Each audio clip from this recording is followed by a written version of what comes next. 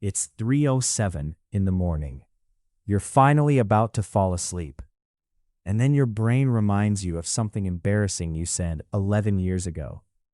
Nobody else remembers it. The person you embarrassed probably forgot it years ago. But somehow your brain refuses to let it go. Why? If that's happened to you, you're not broken, and you're definitely not alone. Most adults have experienced this, some kind of cringe memory replay, more often than they'd like to admit. But here's the actual question worth answering. Why your brain, why at night, and why that memory out of thousands you could have picked?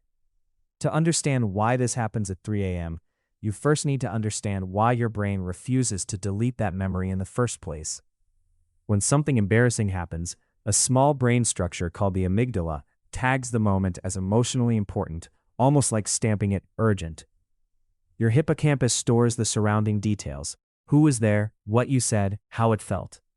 Together they create a memory that's built to resurface easily because your brain treats social mistakes as information worth remembering. The strange part is, this almost never happens when you're busy. It waits until the room is silent. Here's the part that explains the timing. During the day, your prefrontal cortex, the part of your brain responsible for reasoning and perspective, acts like an editor. It steps in, reframes the memory, and basically says, "That was 10 years ago, nobody cares, move on." But as you approach sleep, that editor starts powering down. Its inhibitory control weakens, and without it standing guard, a separate brain network takes over instead. The default mode network, the system responsible for mind-wandering, daydreaming, and quiet self-reflection. It specifically loves pulling up socially tagged emotional memories. And at 3 a.m., with no phone, no conversation, nothing else competing for your attention, it runs almost completely unsupervised. So the edit that would normally happen automatically during the day just doesn't happen at night. The raw memory plays uncut. But here's the twist that changes how you should actually feel about this.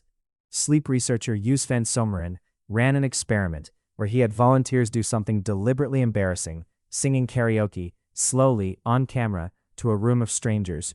Then he measured their emotional reaction to that memory. That 3 a.m. replay isn't your brain punishing you.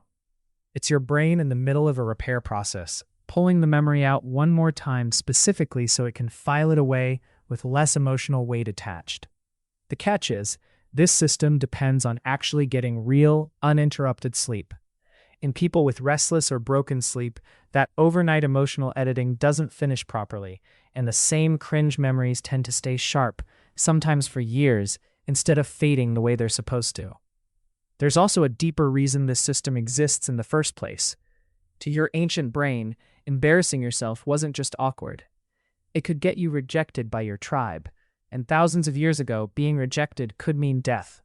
So your brain evolved to flag social mistakes as urgent, and to keep reviewing them until it's confident the lesson has actually landed.